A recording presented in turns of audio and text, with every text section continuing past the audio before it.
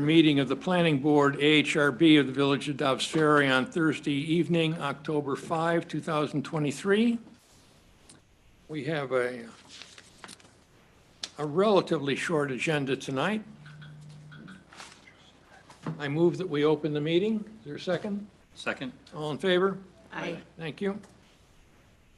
So you can't, right? The first item on our agenda is part of the AHRB public meeting agenda. 111 Scenic Drive, AHRB review for proposed replacement of gable roof on new hip framing with the new eave and soffit trim. Good evening. Hi, Good evening. Yes, please. introduce yourself.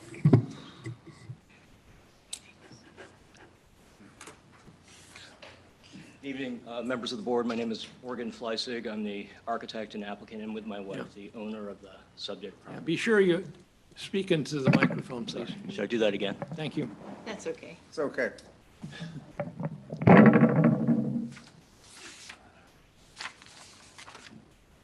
Is it loaded here? Oops.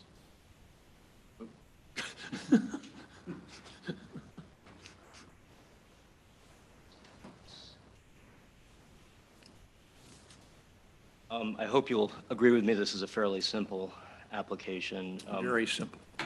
My,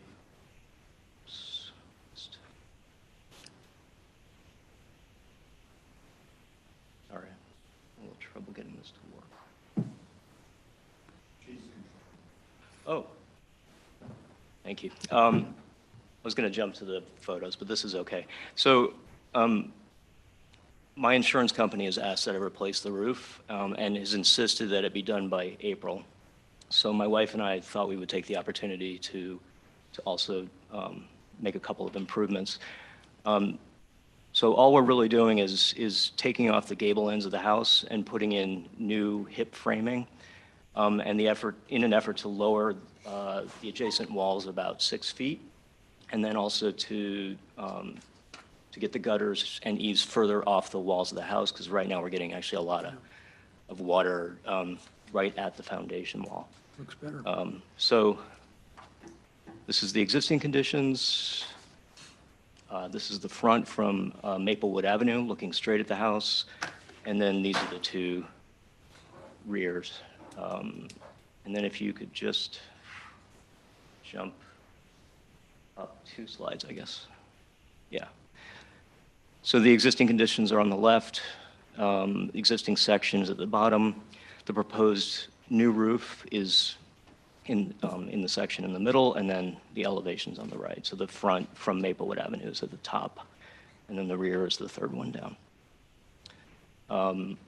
In the process, we'll also improve the insulation, which right now there is none, actually.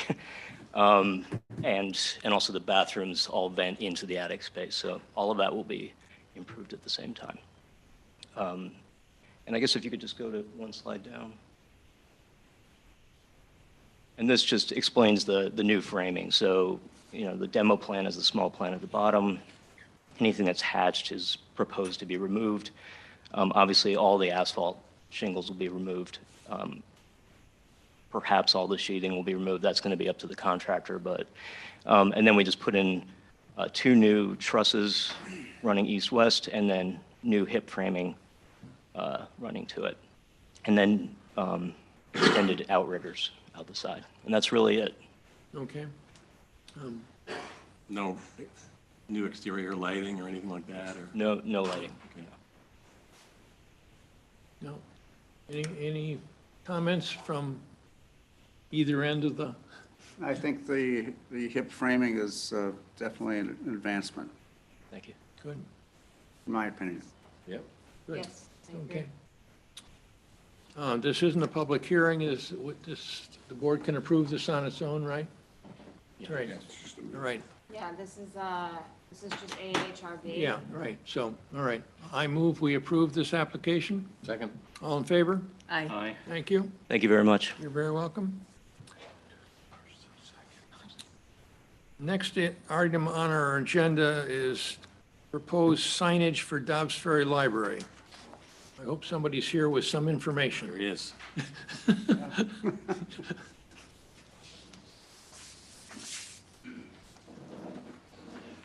Good evening. Eric Carlson, Director of the Dobbs Ferry Public Library. One thing that we've been talking about for about a year now is increasing, I guess, visibility of the building as it is tucked way down the street. In the packet, I sent a variety of photos from different angles, near and far from the building. So the first one is the smaller one. It would be a blade banner that comes off the front of the building, roughly, 3 feet wide by 4.5 feet high. And that would be the library logo. The second one, as seen in in one of the last photos, is a taller banner. I do not remember the dimensions of it. It would go between the windows on the second floor. The idea of this is to not be a billboard. It's actually not really for the library logo. I'm hoping to turn it into somewhat of a mural project. Obviously, any mural that goes up there would have to be approved. But the idea of it is that it would go in pieces so that it's easy to remove and change out. So we can change it from the library logo, maybe use it for advertising weeks of programming, or if a local artist wants a mural up, that we would be able to print it on pieces and put those pieces into a frame for it. Let me think. Yeah, that's about it. Do you have any questions? You haven't seen it, can we look at that on the screens? I I shared think it. she's gonna, yeah. Oh, okay. Yeah. I can give you the, So I'm a little confused on what you're saying. So you have two proposals here, one on the front and one on the side. yes. The one, is either of these a permanent thing, or are they both going to be changing? Well, the one on the front would be permanent as the logo. I should add that at some point we are going to update the logo as it is old. But that's another down the line. So it's changeable so that we can when we change the logo, we can put the new logo up there. But yes, that first one, the small one on the front of the building, would stay as the logo. The one on the side is in hopes that we could make it, somewhat easy, well, not very easy to change, but make it changeable so that we could add different things in there. And that would be the one between the two windows, up there. And what kind of materials are you using to be able to change the sign? Like, Okay, what's so I've been your talking thoughts? to Mike at Rivertowns Digital. We're coming up with ideas for the project. We're going to use a metal plates for it that can withstand the rain, sun, anything like that. It would be two frames that we'd be able to slide the pieces into. If we need to, we do have scissor lift capability to get up there, but we could even just using the windows, be able to push the pieces in. What's the size of that? That I feel like I left the note on my desk. Okay. Didn't you say 3 feet by 4 feet? No, the front one, the smaller one on the Oh, front of the building is 3 by 4.5 feet tall. Oh, So okay. this one, if I remember correctly, they're very tall windows. I think they're around 100 inches high. So it's a 1 to 1.5 ratio. So it would, what does that be, 50? So is it 50 by 100? 1 to 1.5? I'm not doing the math right, I'm sorry. So the windows are 10 feet high, and it's the height of the window? No, those windows. Yeah. They're they're about, no, they're about 100 inches, so yeah. Oh, 100 inches, so it's Yeah. 200 inches by 100 inches, right? Yeah. Yeah. So, Okay. No, the height is 1.5, so the logo ratio is one wide by Oh, I see. 1.5 high. Gotcha, okay. So whatever that would be, it would be Well. 50. Valerie, Yes. can you educate me a little about what the village code says about this kind of signage? So this is, this application didn't come to us. I think this is really one for the board. Right, It's more of a discussion. Yeah, they just wanted some input from the board before they put it on the village building, so. Okay. So I mean, it's on village property, Yes. so I don't think it really has to adhere to any No. zoning.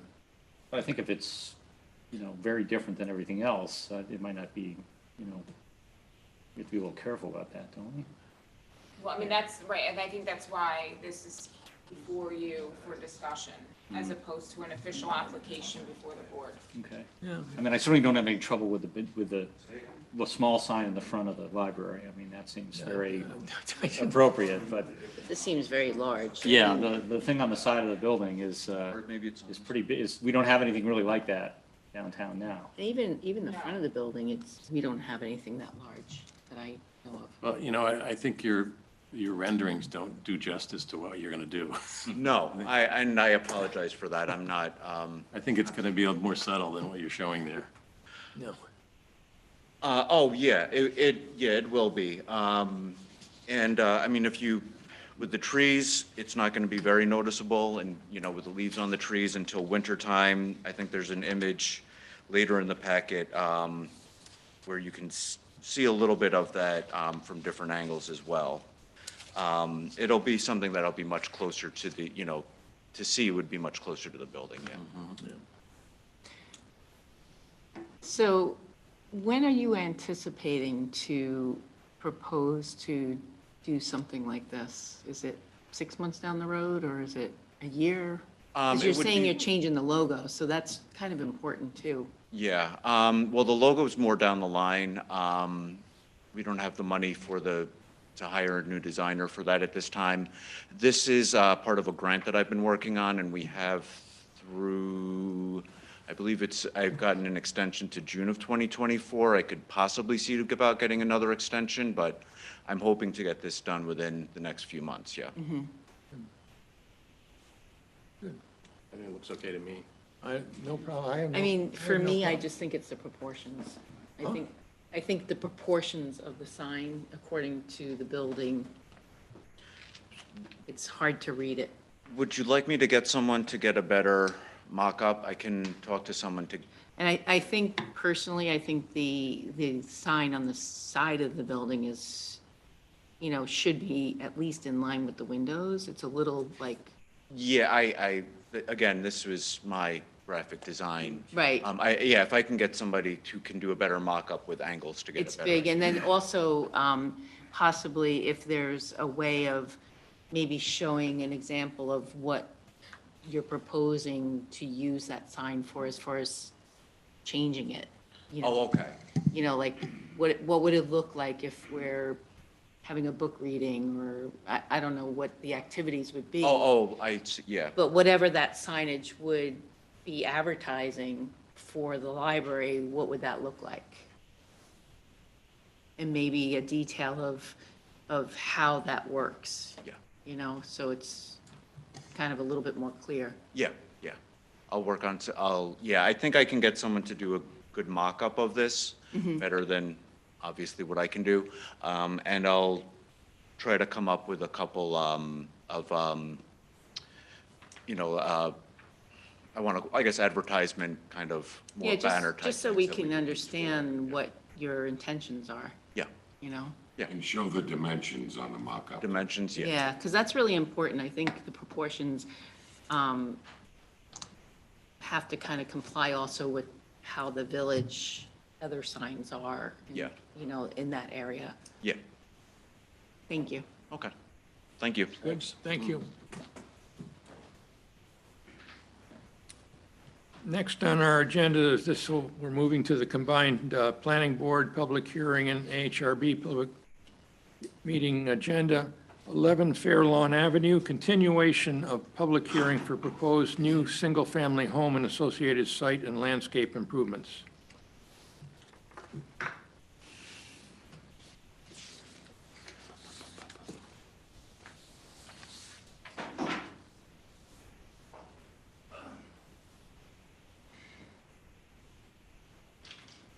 Trying to get back far enough to find it.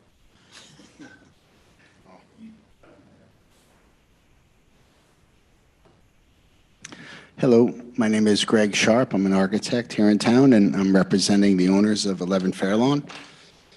We had left off that we needed to provide some additional geotechnical reports and information, and at this time, we've done that. I will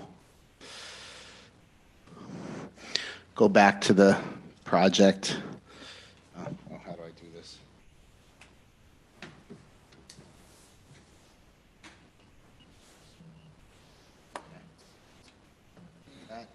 That is it, but that's something. Are you controlling this?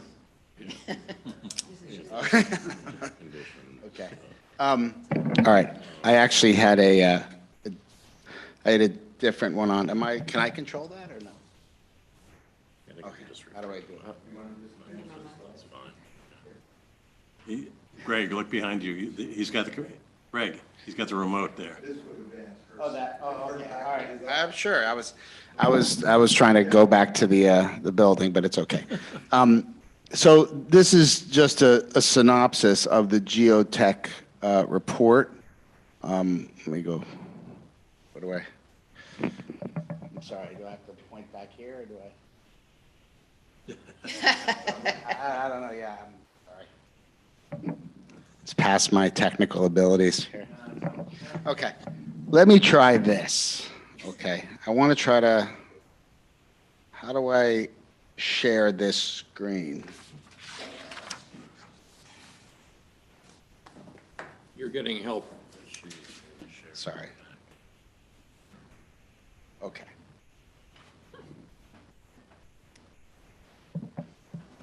Okay. So this is the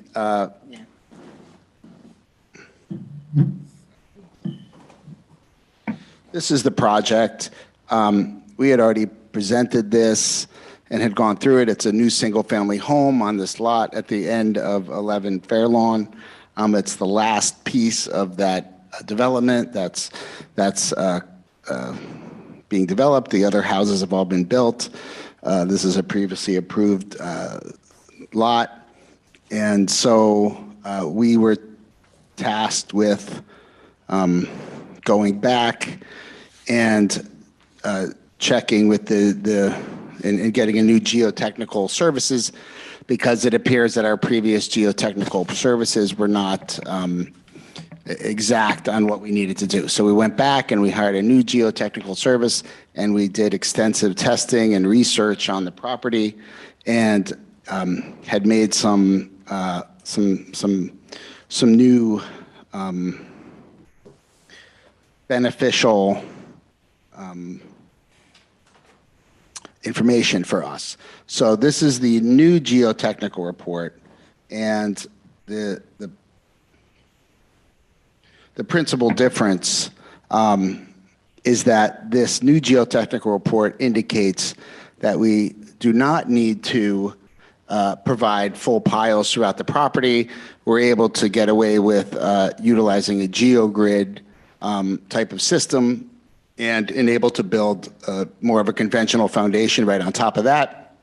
And we've also been able to identify that some of the previous soil stabilization and site stabilization work was actually in place and is working. And so quite different from the work that's being done on the other two lots. We did wind up hiring the same engineer that did the corrective work on the other lot. So we did hire someone who has extensive experience with this actual property and the neighbors' properties, and was able to go in and stabilize their conditions. And so we feel very comfortable with their involvement with the project.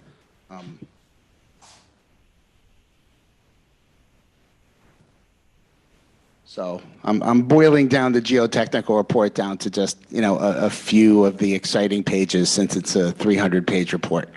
But based on the results of the geotechnical study, from a soil standpoint, this site could be considered fair with respect to providing satisfactory support for the proposed structure. The controlled fill and natural soils encountered beneath the surface material were generally observed to be in medium dense to dense consistency. Due to the proximity of the building footprint in relation to the existing slope, the site will require the placement of high-strength uniaxial geogrid, mirror grid 20XT beneath the footings and at the upper area east of the property in order to achieve satisfactory global stability. The improved soil will provide suitable support for a proposed building using conventional shallow foundations with typical allowable bearing capacities, and then just something about some slab stuff, which is fine. So this allowed us to go back. This is, something of the analysis. This allowed us to go back and take a look at our foundation. There's no impact to the overall design of the house, everything, the elevations, the facades, the levels will all be the same as previously discussed. The site plan is previously presented, and so there's no change to anything except for the subsurface preparation and what we need to do.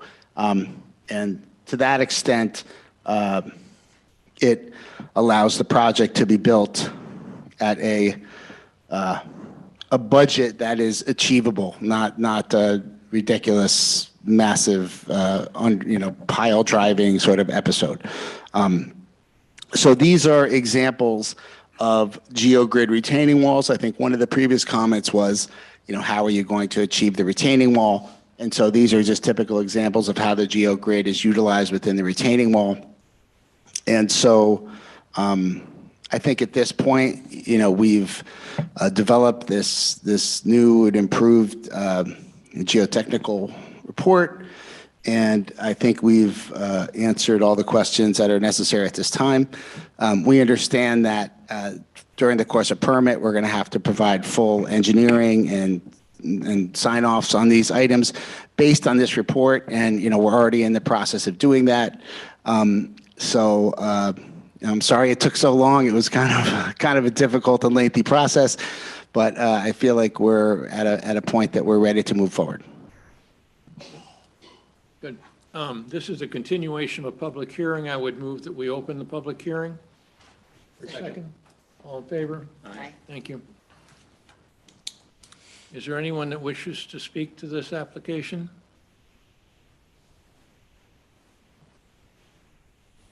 Anthony, I know you've made comments that we shared with us. Yeah, I mean, generally, we're fine with the design. It allows, as was said, kind of a typical footing to be placed on reinforced soils with geogrids. So the only comments we really had pertain to kind of a cleanup in the drawings. There's a bunch of details that maybe need to be coordinated. Like there was still one reference to a wall, like a retaining wall, still showed like a pile foundation. Like Yeah.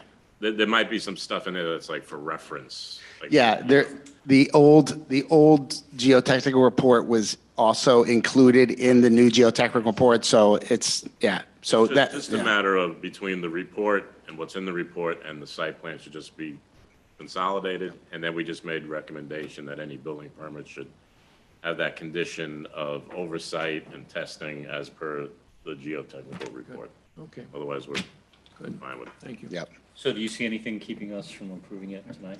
No, I don't think so. As was said, the site plan really didn't change. It's Okay. the underground treatment that's changed. All right. It's fine. If there's no comments, I move we close the public hearing. Second? All in favor? Aye. You want to move it? We're good. You looking at me? Yeah. You want to make the resolution? Oh, I have a resolution. yeah. You have a resolution. Oh, good. Whereas the applicant is, Gregory Sharp is seeking site plan approval to build a single-family house with connecting garage and driveway. Property is located 11 Fairlawn Avenue. Whereas this application received area variances from the Zoning Board of Appeals at its March 8th, 2023 meeting.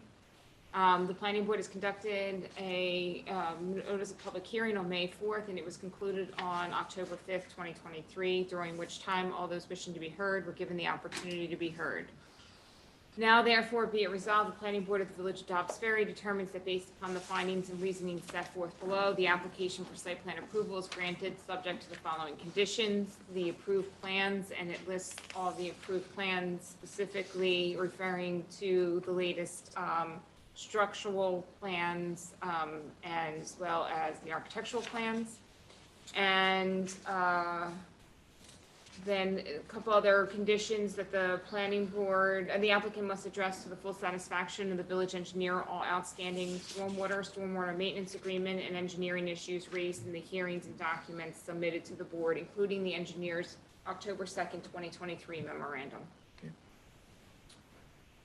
All right. I move the application. Second? All in favor? Aye. Goodbye. Good luck. Thank you. Thank you so much. You also need to approve the AHRB as well. Okay. Do you want to read that? I move we do that. It's a nice-looking building. So, I mean, whereas the AHRB is familiar with the project site and general vicinity and has reviewed the application in accordance with our AHRB Chapter 300 of zoning and land use, now therefore be resolved, the AHRB of the Village of Dobbs Ferry determines that based upon the findings and reasons set forth below, the application for AHRB is approved. And it refers to the March 15, 2023 architectural plans. Right. Is that a statement or is that a text? So moved. Do I move that? Yeah, you move now. All right, I move that. Second? All in favor? Aye. Thank you. Thank you. Good luck. Thank you so much, guys. Okay. Next item on our agenda, these are pre-submission conference for Planning Board and AHRB. Number one, 555 Broadway, Mercy University. Referral from the Board of Trustees for proposed amended site plan to improve the dugout safety and audio-visual components of the existing athletic field. Holy smokes.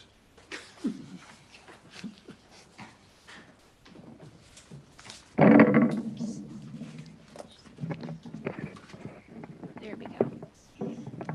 Good evening. Good evening. My name is Taryn Ramey. I'm an associate at the law firm of McCullough, Goldberger, and Stout. Make sure you speak into, yeah. Gotcha. Joining me tonight is Thomas Simmons, the Vice President for Operations and Facilities at Mercy University, George Hibbs, Principal at Clark Caton Hintz, Steve Loria of Woodard and Curran, who is joining us via Zoom, and Seth Mandelbaum, a partner at McCullough, Goldberger, and Stout. We are here tonight on behalf of Mercy University in connection with its application for amended site plan approval for proposed improvements to its existing athletic field on campus.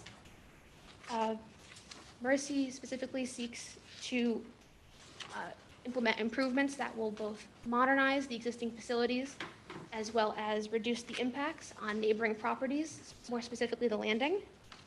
It is our goal this evening for the board to set a joint public hearing for both the Planning Board and the AHRB at its next meeting on November 2nd. And our office has been in contact with the village attorney, who has suggested the possibility of a joint hearing between this board, the AHRB, and the Board of Trustees. But at the very least, we are hopeful that this board will agree to set this joint public hearing on November 2nd. And so as Tom and George will both discuss more fully in just a moment, Mercy does seek to improve its existing athletic facilities on campus. Before I turn it over to Tom, I would just like to note that we are in receipt of the comment memos from Valerie Monastra and Anthony Oliveri. We were unable to submit any written responses in time for tonight's meeting, but George will be able to address some of the comments during his presentation, and we will be providing written responses prior to the board's next meeting. And with that, I will turn it over to Tom. Thank you. Thank you. Thank you.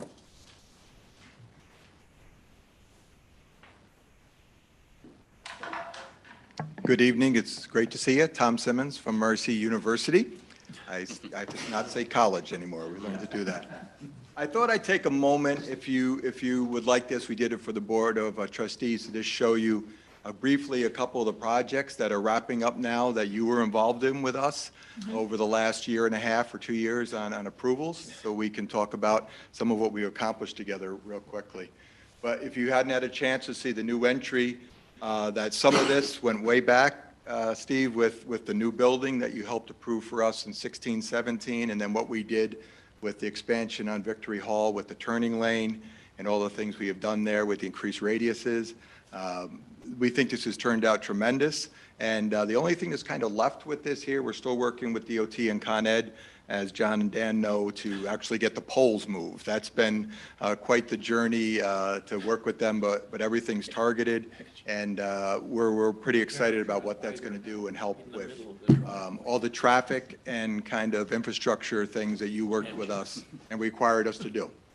As part of that, there's a couple different elements. We really think this is kind of a signature element. We continued the stone boulder walls that were there. In the upper left, we cut into that stone wall where you thought recessing the bus stop would be a good thing for us to do. And we're working with Rob and the mayor on some ideas of how we might treat that structure, whether it's a typical Westchester County structure with advertising on it versus something that maybe Dobbs Ferry wants to think about as a style of bus stop that you want along your corridor.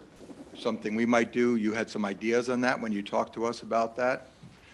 There's these informal walkways, which are kind of crushed stone dust that we put all through that new gardening and stuff like that up front. That was, part of our solution with you on the permeable surfaces.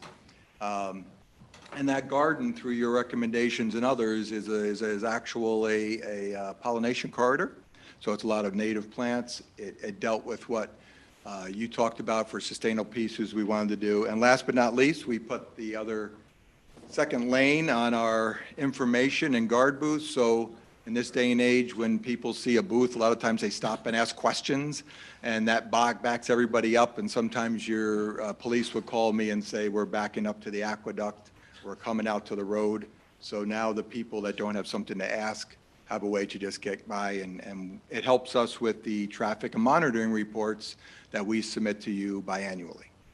Additionally, if you haven't seen the new pavilion that you approved for us last year, the roof is on, the plantings are going in, and we think this is going to be a great addition to our Grove area. So if you haven't had a chance to walk by and take a look at that, it's all dug for, timber framed, got copper roof like we worked out with you and all those things. So we think it's going to be a great enhancement for the campus and the community. There's a couple pictures of it as it was coming together. And then last but not least, we're working with your building team right now on what was called the R lot, which is our lot behind the athletic field. We're going to talk about in a second. That had some drainage issues with stormwater, with the large parking lot, and some stability things we wanted to tighten up on the back of the bank there.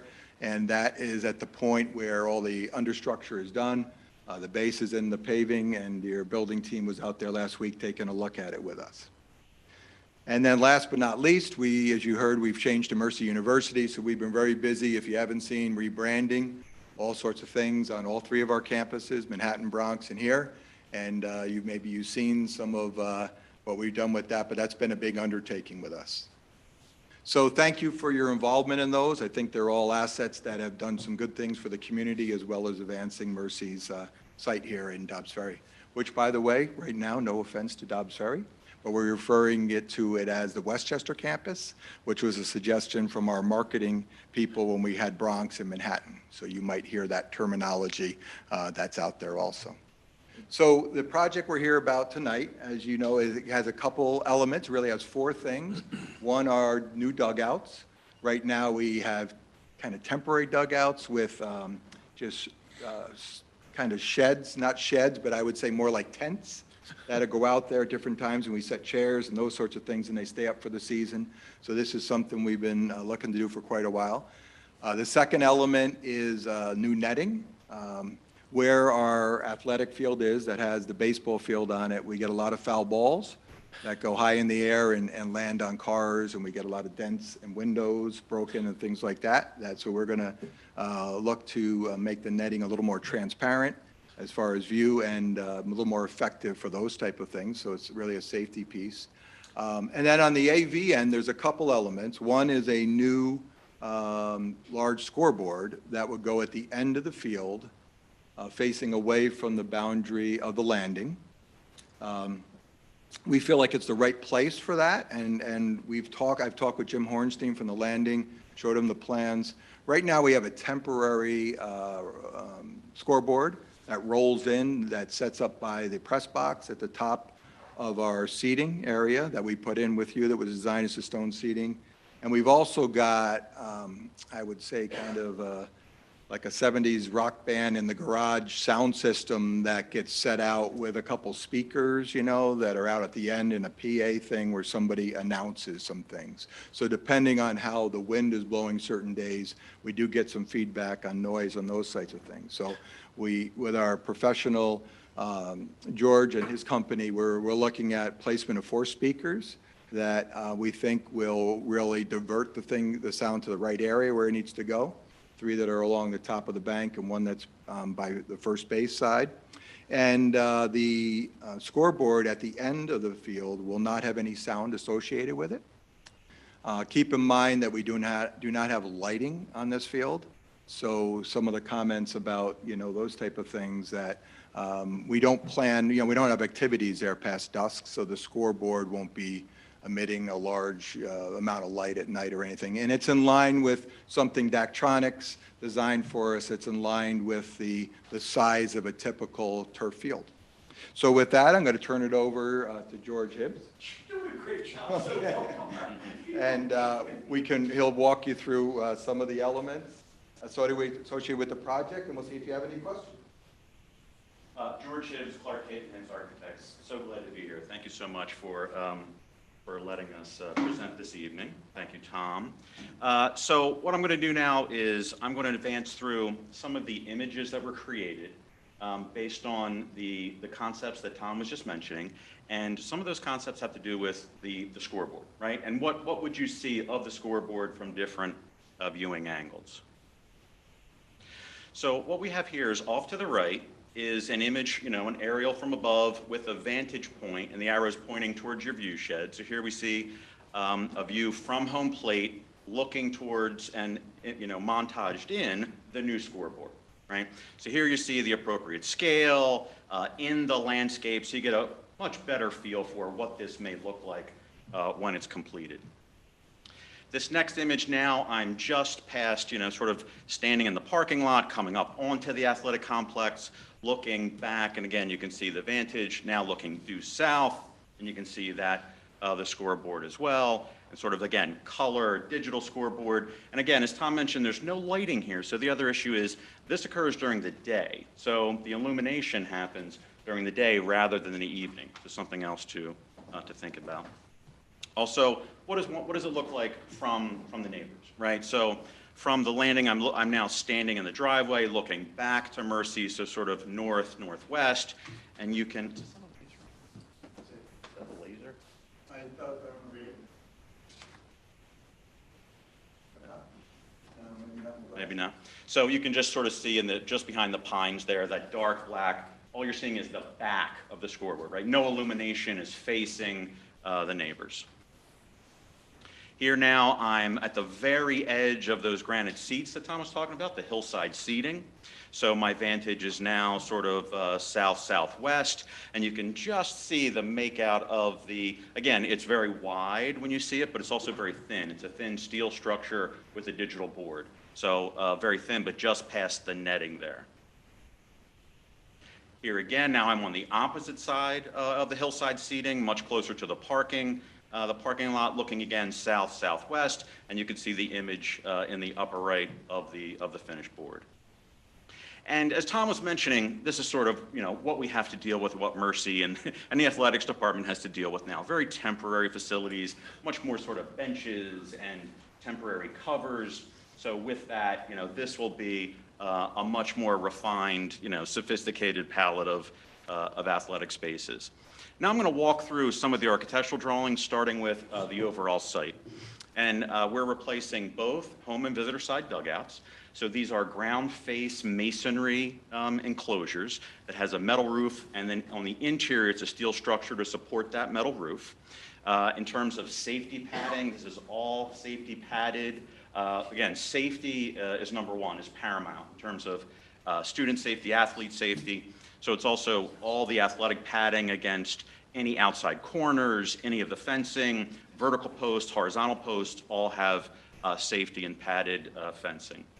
In addition, you can see these orange circles in the plan. There are 4 locations. So those are the locations of the speakers. The 3 to the right occurring, as Tom was mentioning, that sort of centralized press box, and then on either end of the hillside seating. So 3 based on the rectilinear or the soccer field, if you will, and then 1 on the baseball field. So right now, what we're doing is with regard to the stands get much more full in terms of the more rectilinear sports. The baseball field, not as much in terms of, in terms of total number of spectators. So we wanted to be cognizant of that and sort of differentiate between the two. And we can also ratchet down that sound as well as direction in terms of direction of the speakers. So we wanted to make sure we didn't have anything too close to the neighbors in either direction. So directionally, we're shooting out to the river or back towards the college. You can also see at the bottom of the page in the site plan, the location for the digital scoreboard. Again, so rather than multiple boards, this is a single board for multiple sports. So we tried to locate it such that it can be utilized for all sports, also taking into account the direction of the setting sun. We don't want this washed out, again, when you're watching the board. And the upper middle section with the circle there, that's the smaller, more pedestrian student scale digital display. I'm walking to my car, I'm walking to the game. It displays, hey, what's happening this week, what game's being played, what may be happening this weekend. So again, smaller scale digital board. These are some of the elevations that I mentioned. A little difficult to read, but again, staring at sort of the back of the dugout. So again, this isn't a split face, this is a ground face block. So it's hewn, the smooth finish, a darker blend gray. This isn't your sort of cold, austere CMU unit. So a very sophisticated palette. The centralized, I'm now on the inside looking back towards the interior of the dugout. Off to the left, we have a storage room in one of the dugouts, and we also have then a press box area, if you will, along the third base dugout. So this is, again, not a full-blown dugout, but a little 8x8, so there's a place for folks to broadcast the game, see the game, but also safety for the broadcasters as well as safety for the players. All padding, all fencing, again, vinyl-coated mesh at the base, and then the mesh above connecting from top of the vinyl-coated chain link to the underside of the dugout. So again, any foul balls, strays, quick hits, you're covered when you're inside this dugout. But because it's a black nylon 1 3/4 square, you're still seeing through it. So just like when you go to the game, minor league, professional, it's that type of material where it's safety, but you can see through it. The bottom, you see the plan. Here you see the storage off to the left. And again, this is interior. So this is concrete slab, CMU interior, steel frame for the roof. These are bench seats, as well as you see some of the cubbies, hat storage, bat rack storage, and illumination. So we have lights on the underside of the roof for both sides of the dugouts, as well as some power and data for the scorer's table, press box, and the like. Here you can see the netting elevation. So again, as Tom mentioned, this is also an issue with regard to foul balls hitting cars, right? I'm a student, I'm going out to my car, all of a sudden baseball's having practice, there's balls flying all over the place. So we want to extend that netting, keep that 30 feet all the way to the edge of the dugouts, both first and third base lines. So we're 30 feet tall. From there, we're dropping down to 20. So we go 20 all the way to the outside edge of the base paths, right? So basically the field cutout. So we've got sufficient coverage now in terms of foul balls, students, so player safety as well as student safety. And you can see on the top there, that's the interior elevation, and down below, the plan elevation. Again, now I'm looking at that was first base side, now I'm looking at third base side, now it's the flip, 30 from right to left, dropping down at the edge of the dugout down to 20, all the way to the cutout. And again, that infield arc drops it down to 20, and you can see the home side stands there with the storage off to the left. And here you can see the two digital displays. The upper left is the plan for the scoreboard just off the rectilinear field, just due south. It's just that little dark left to right line there. In the bottom left, that was that pedestrian student board that I was speaking of, so much smaller scale. You know, it's just a little taller than I am and about about as wide as, as wide as I am. Off to the bottom right, this is the Mercy scoreboard that you've seen in the three-dimensional renderings, right? So not Mercy College, Mercy University. And again, the board itself, we're talking about 14 by 25, 12 feet in the air with sort of a truss and signage across the top. So that, I believe, concludes the presentation.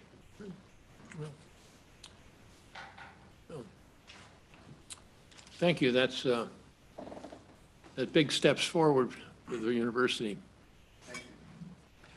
One of my concerns is the netting and the height of the netting. I certainly understand the practical aspect of it. It makes perfect sense to me. What exists there now? So there exists netting now. I think if we, let me see if I can go back to, you might be able to see it in some of the, let me see it in this one.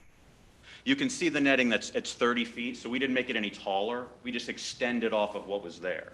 So that existing, right, is to remain, and then we're coming down the lines from there. And then because of that scale, we didn't want it to feel overpowering. That's why we wanted to step it down as soon as we could, but still keep that safety issue in mind. Okay, thank you. Good. And as part of the idea of adding more speakers, that, if you add more speakers, you get better intelligibility, and also you can reduce their individual volume if they're closer to the people. Agreed. Okay. The Daktronics scoreboard, does it emit any noise like? No, it's an option to have built-in speakers. No, but I mean in terms of transformer noise or humming or buzzing? Or... Not to the best of my knowledge. I mean, again, I'm not, I can't, at this point, I really don't know, but I'm not, I don't believe. No, they're an LED display, so it's similar to what we have in our gymnasium, the athletic center. So they're just Is it, like the one in the gym is about the same size? pretty close. And does it emit any kind of buzzing or, okay. Good. We need to go the public hearing route with this? Okay. We can't just send it back to the BOT? Well, that's up to you, because technically a recommendation does not require a public hearing. You have in the past conducted public hearings for a recommendation, but you do not need to. But the Board of Trustees will? Yes, they will be conducting their own public hearing. So one of the recommendations is that if for some reason, if you want to conduct a public hearing, then we could try to do a joint public hearing. I mean, we'd have to still see if the Board of Trustees is able to come on your normal meeting night and in a quorum, be able to vote for this particular application, or you could just refer it back to the Board of Trustees and they could just conduct the public hearing. I think let them do it. On their schedule. Yeah, this doesn't seem so momentous that we need to have a separate public hearing to me. No. But I'm guessing that people from the landing are going to be interested in it, so. They can go to the Board of Trustees. Yeah, okay. Was there anybody? So I was going to say, does anybody want to say anything as far as the recommendation? Well, that would be the next discussion, right? I just have a question. Is it just one speaker? No, it's 3. 4. Oh, there's four. Yes. So I'm sorry, I'm not seeing. There's one on either side of the seating area. Oh, I see, I got it. Got it. 2, and then one over by the baseball Okay. field. And the one by the baseball field faces towards the college, correct? That's correct. And again, just to go back, that's why we have multiple versus one, because you just don't want a single one to have to, crank No, up to 12. I wasn't, What kind of speakers are they, horns, or do you know what the characteristics of the speakers are? They are JBLs. I can provide you with cut sheets. They're 20 by 20 outdoor, specific for this use, outdoor athletic speakers. Okay. Yeah, I have an idea what that is. But that kind of configuration is the way the MTA's gone on subway platforms and all that stuff because of the benefits of intelligibility. Yeah, and more all that. speakers closer is the way to go, sure. It's closer and lower. Okay. Well, I'm prepared to tell the Board of Trustees that I think it's a good plan. I don't know about the rest of you. Yeah, I agree. So Valerie, are you going to write something for us? I mean, I can write I can write a memo just noting that you recommended. Plan as yes. shown? Yeah. Okay, well, Can I just ask a Do question? you want to vote on a Yeah, recommendation? I would like to, just for the I record. just have Laura one has a question. Yeah. What about the bleachers? Is that something that's being renovated too, or that's No, an not existing condition? not in this stage. So the hillside seating, Right. that granite seats, we just built those 2019. Okay, so they're fine. I'm just curious. Okay, thank you. Yeah, I would be in trouble if they weren't fine. I work. Just asking. I'm not familiar with that. The board might want to add to the recommendation that the applicant respond to the technical memos from both myself and Anthony. Yeah, Okay. okay. All right, so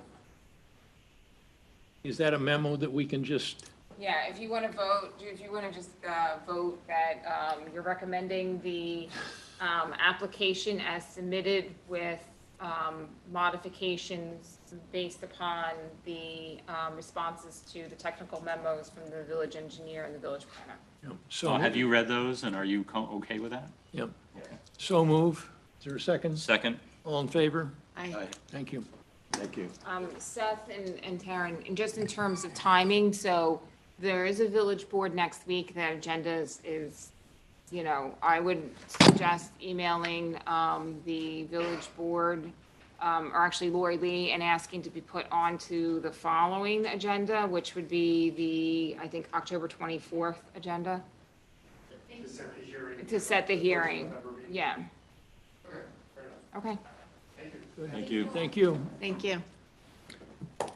Next item on our agenda, 28 Magnolia Drive, pre-submission conference for proposed new balcony over existing porch removal and replacement of solarium structure.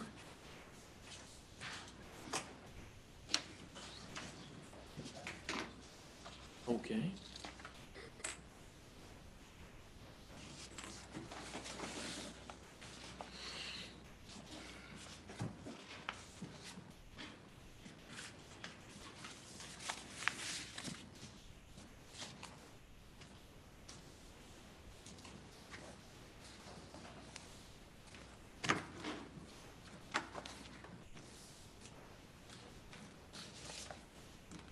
Hi, good evening. My name is Gabriel C. I'm the architect working for the owner at 26 Magnolia Drive. Just try to put a presentation up on the screen.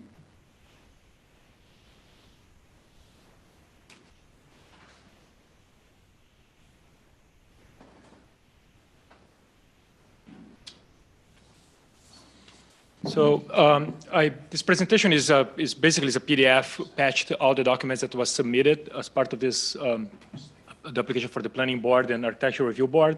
We'll start with the petition, which is just listing, the first 2 pages of each form that was submitted. Is the construction of a second floor balcony over an existing covered porch, a replacement of windows, and a replacement of an existing solarium structure on the rear yard of the house. And there's an interior renovation component of a kitchen and a dining room that's actually triggering the replacement of the solarium at the back. This is a diagram from the exterior showing where we are touching on the exterior of the house. The images on the bottom are showing the balcony that we are adding on the top of the existing porch structure, replacing windows that are off 2 bedrooms and with doors. And on the back, the new solarium structure that we are replacing an existing solarium structure with a new structure. Same footprint and height. Quick site plan and zoning analysis. The work conforms with required yards, except the rear yard, though we're not. Again, within the existing footprint that is not conforming as is, and we're replacing to be the same size.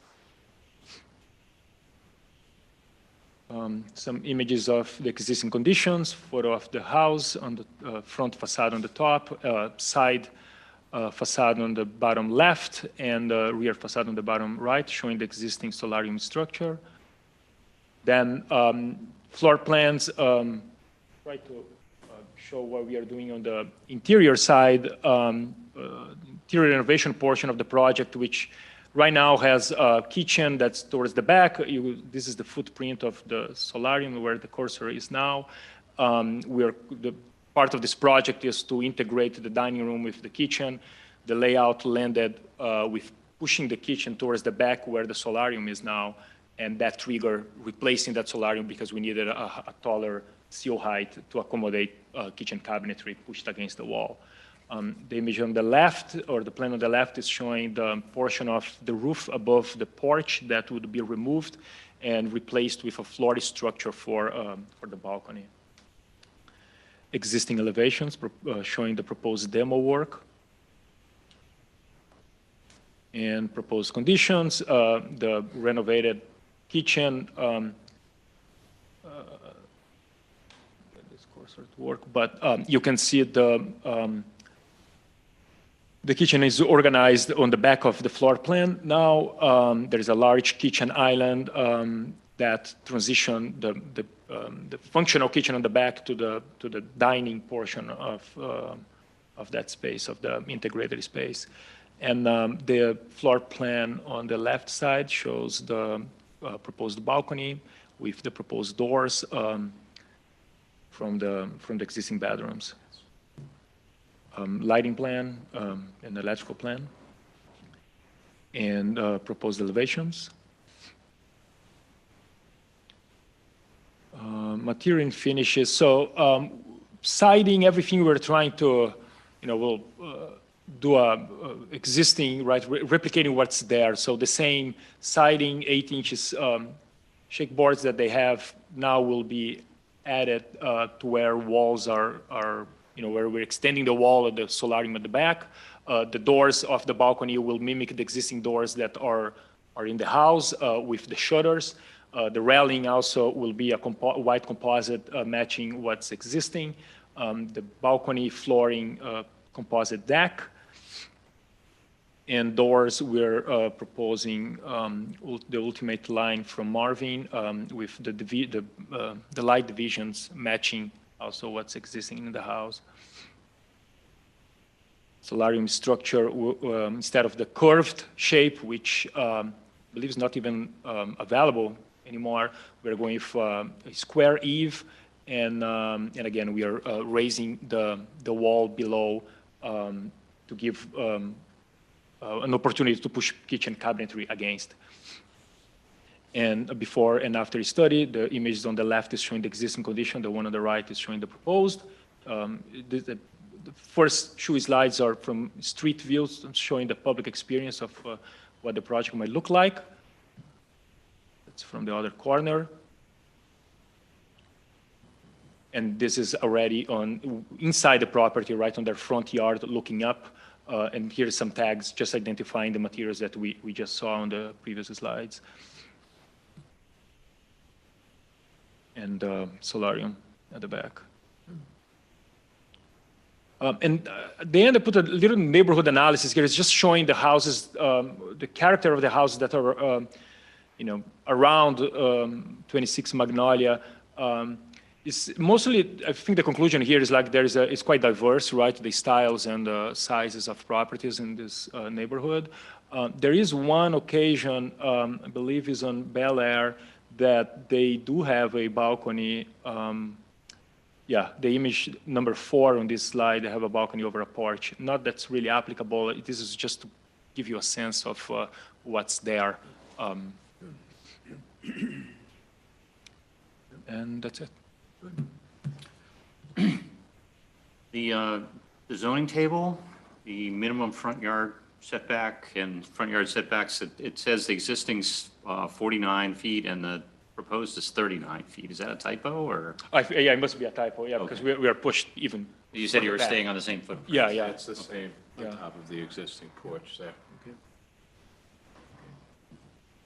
I think we Public call hearing for or- a public, I move we Yeah. call for a public hearing. in that Second. meeting. Yeah. All in favor? Aye. All right. Does the board want to consider waiving site plan for this, or do you want to, We could. What? and just focus on AHRB? Do we want to hear from the public now? Is anybody going to object to this? No. I don't, yeah, it's a second floor structure. I don't know if any neighbors care. It's up to the board, though. I think I'd be more comfortable if we had a public hearing. It's Okay. just big enough, it seems, in my mind. Sure. That's okay with you guys? Yeah, It's only a month. yeah. So we're going to call for a public hearing. Okay. We did. I did. Okay, thank you. All right, thank you. Thank you. That's, what's the date? November? Second? Is that what we're November going 2. What's the question? Okay. What our next meeting is? In advance. The last item on our agenda, item number 3, 11 Lyman Place, pre-submission conference for proposed subdivision for two new single-family houses.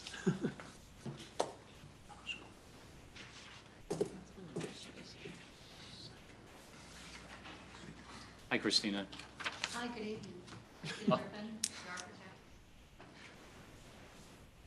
So Christina, the existing structure is going to be knocked down? Yes. Okay. No, there's going to be 3. Would be the first sheet that gold might one next to have it. been missing from your package was the site plan. So if you want to pass this around, you can see how close. Okay. Okay. I did send it to Valerie. Thanks. Site. I know Dan and John. How come it says signature? Oh, so they're going to knock down the old structure and build 2 with a hedge in between.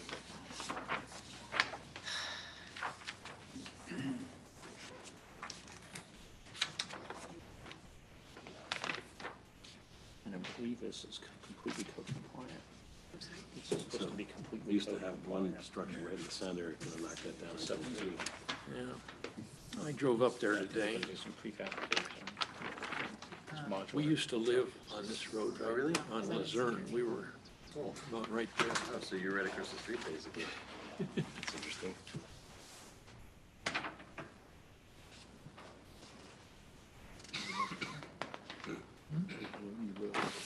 Yeah, we lived on Luzerne, about the third house from the end, maybe the second,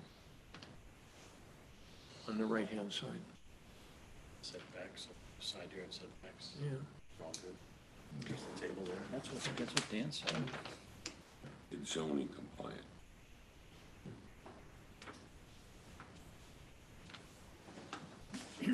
Yeah.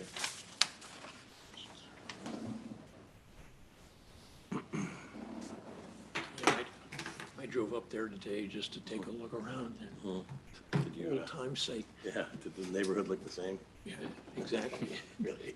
No change, Wow, no change at all. that's amazing. Okay. Change is coming with this thing. This is a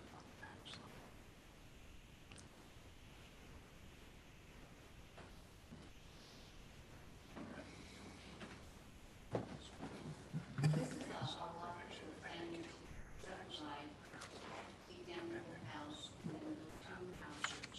These houses are in the modular, exterior design. Would you, can hardly hear you. thank you. They're actually modular homes, but we're designing the exterior.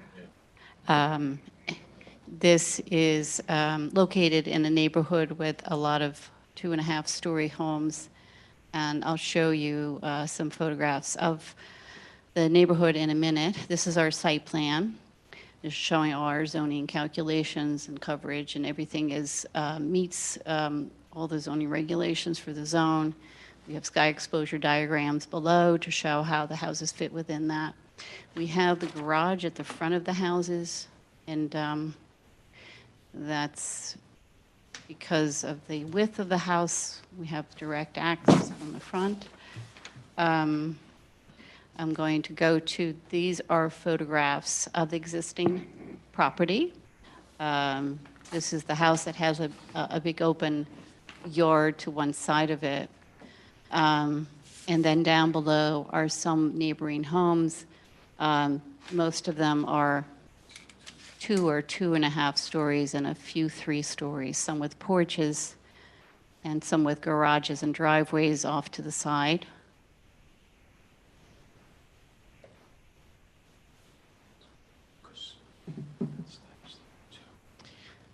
I can blow this up.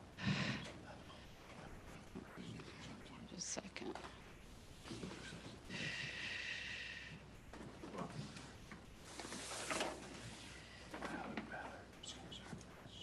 Give me a hand. Just need to blow this up. Sorry.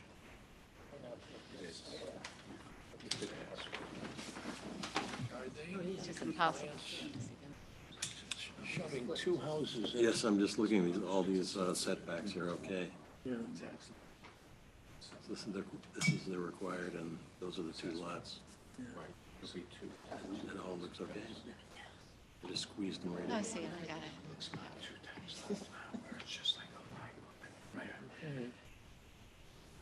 Sky exposure plane works. Okay.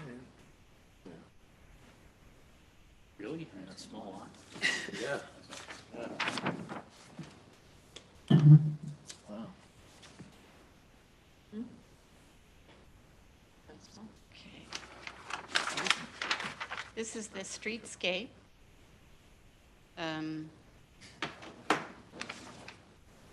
Where it is? Literally, I mean, literally the building.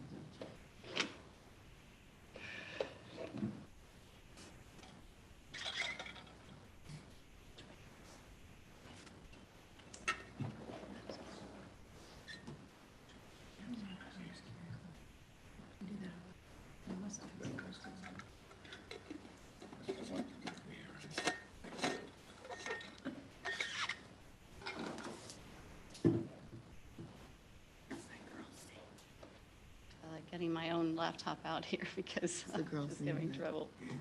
Here, okay, here. We have a streetscape showing the houses on one side of the street.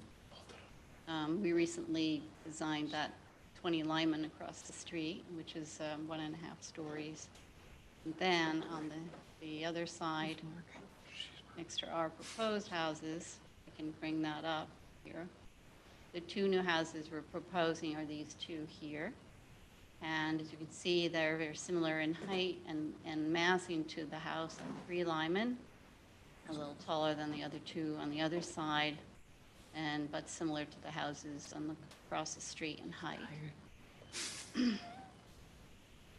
We have our landscaping plan. We combined that with lighting, and we have received comments to separate them, which we can do fine. The two. Christina, could you just talk into the mic? Yes, yes. This is our landscaping plan, and we're planning to have privacy hedges between the houses and one on a new one on the west side, and keeping the existing on the left. We are, all the plants will be native plants. We have indicated the trees to be removed on our site plan, but we're going to move that to this plan. And architecturally, we're showing these as like sister houses. They're very similar in design. There are variations on the theme. They each have slightly different details. If you look at the design of the garage doors and the lighting, and even the pattern of the siding, they're white and different shades of gray, and different types of lights for each house. I also have the drawings from the engineer with me, if you would like to see them tonight. And I have the drawings from the modular company. Hold on a second. Here we go. These are drawings from Signature. These are really our elevations from our firm. We put our own touch on it, proportions of windows and different siding types. It's hardy plank, board and batten, and also lap siding. These houses are each about 3,260 square feet with a unfinished basement, unfinished attic space. And I'm going to now go to the engineering drawings. This site has a very small corner on the left You see that shaded area on the upper corner, that is a small section of steep slopes, less than 500 square feet. The rest of the site is not even qualify as steep slopes. And the engineer does have a chart on the right describing the steep slopes that we do have. We also have, hold on a second. This is our civil engineering site plan showing our storm drainage system in the rear in one house and the front of the other house. And the drainage calculations are actually in a narrative that we'll be submitting. I spoke to Avada from Hudson Engineering, and he is going to send that directly to the village engineer and also address, he feels confident he can address all that items in the memo. And that is the end of our presentation here. Christina, I have a concern about the similarity of the two structures. I'm sure you've talked about that. I know you're trying to address it with different facade materials. Right. But boy, maybe it's just the drawings as shown, but they really feel like they're, just mirror images of each other, which kind of violates the excessively similar rule. Yeah, if you look close, there are different railings, different patterns for the garage doors, different front doors, different size porch roofs, different patterns for the siding. That is the variation that we gave to these. Otherwise, they're the same layout and same roof configuration. Did you break it up with landscaping? Landscaping, there's no room. Well, we have the privacy hedge between the units, and then we have A tree landscaping here, a in tree front. there, that's not in the same. Is it because they're, a module Yes, home, that's why it's the yes. same? Same layout for each. Yeah. Well, and it's a long skinny lot, sort of, right? So it's, Are those two-car garages? Yes. We looked at putting the garage in the back, but when you have a 60-foot width, you can't get enough of a turnaround space. Plus, then the garage takes up the space and access to the backyard. And also, we can't move the house close enough to the property line to get access and turnaround space for the garage in the back what's the and meet the backyard sky setback? exposure plane. Is it at the limit for each of them? Probably. 12 feet or something. Because you could move one house back a little bit or something. Offset. one of them has 30 feet and needing 25 feet. The other one's right at 25 feet. And plus they have this slope in one corner. Did they offer an option of like a hip roof on one of them, or Of what kind, a like a different hip roof? roof or something to help make it look a little less similar? I can look into it. Okay. You know, I know the layout's identical, but I know have- it'll probably violate the sky exposure plane, but, if it would help yeah, this, I would certainly be willing to recommend that being okay. sure. Different window and. I was just gonna say, couldn't there be like different windows or different, I mean, even the two little Two windows. balcony type, if that changed. Especially in the front, maybe. Yeah. I'll look into it. Yeah. When you're standing on the eye level, it's really just going to be the garage door, that balcony, that front window, and some landscaping, it's going to look different. Front door, maybe.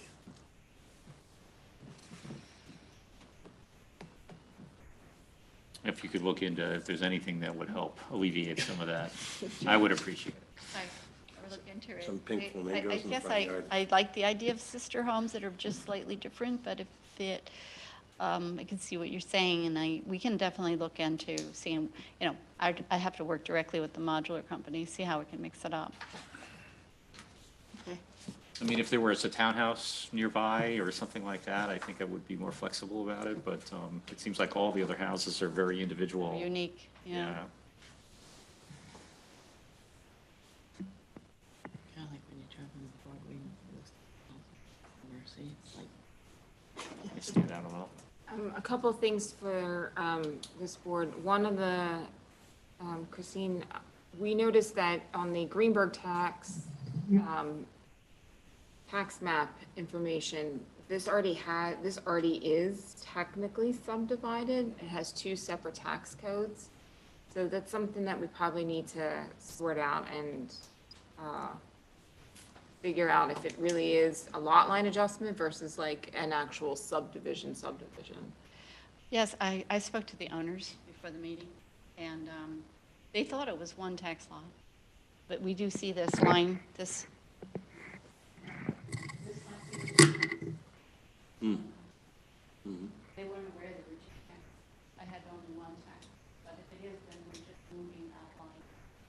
Right. And reconfiguring it. Right, so I think that's just, it's a slightly different process, I know, in terms of, Wait a minute. I think we should wait. Wait. Okay. in terms of like review, and I don't know whether it changes anything for year end, but it would be good to find out if Yeah. it is two separate tax lots. We're going to look into it. Okay. We'll find out. Well, the actual procedure to go forward would be different for the two. Well, I mean, it would be more or less, I mean, it's a lot line adjustment, so it's a lot, you know. The other thing too, technically, since it already is an existing lot, it will help in terms of like public, you know, if the public has concerns with creating two lots. Well, if it already is two lots, then really you're just doing a minor lot line adjustment and making one lot a little bit more conforming than the other. I mean, besides the Greenberg tax map, what makes it two tax lots? Right, well, they have specific tax property for both. So that's the thing, I don't know, either No, I that think- or is it one lot and, Yeah, I think either way, regardless of what the tax map shows, I think you need a subdivision, because these must have come under a single deed and described. right, I don't know, Yeah, right, that's the thing, that's, I would tend to think it's a conventional subdivision, but a two-lot subdivision, as Right. opposed to a lot line adjustment. okay. So yeah, because under Greenberg, it has it as specifically 3.6-22-4, and the other one is 3.60-22-3. I mean, it's helpful to have that information and confirm it, but I still think, you know, we could look at it as well. Okay. Any other comments? That's one Well, first. I don't know if we're ready to call for a public hearing. No, I think we should wait. So can you look at those two issues and come back next month? Yeah, variations of facade, and the other is the tax lot. And then the other thing is the trees, whether there will be trees coming down or not as a result of the house. Because then I think the board typically wants to know how many, and then sometimes they'll refer to the landscape consultant. Yes, we had them on the site plan. We're going to move them to the landscaping plan. The trees we're removing, okay? And make sure we have them all there. And I think the placement of a tree or two in the front would do a lot to make the properties look different. Yeah, we definitely can look into that, especially to replace that big one that we're taking down in the front.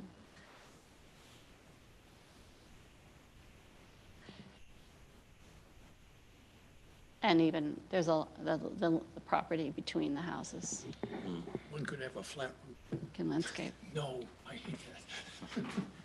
Okay, so I'll come back with a few other options to show you at the next meeting. Thank you. Perfect, Okay? thank you. Thank you. All right, we'll continue the resubmission conference at our next meeting. We need a second. No,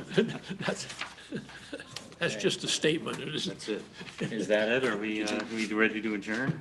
That you need to vote for. Okay. All right. I move we adjourn. Second? All in Wait a favor? second, ladies and gentlemen. Oh. I own a 20 Lyman place, Mhm. and you're removing two trees. one of the tree is completely, So, you know, sir, it's not a public hearing, but you should bring that information back to the board when they open a public hearing on it. okay, this is first time. Yeah, no. Not a problem. Nope, Next month, we'll see you next month. yeah.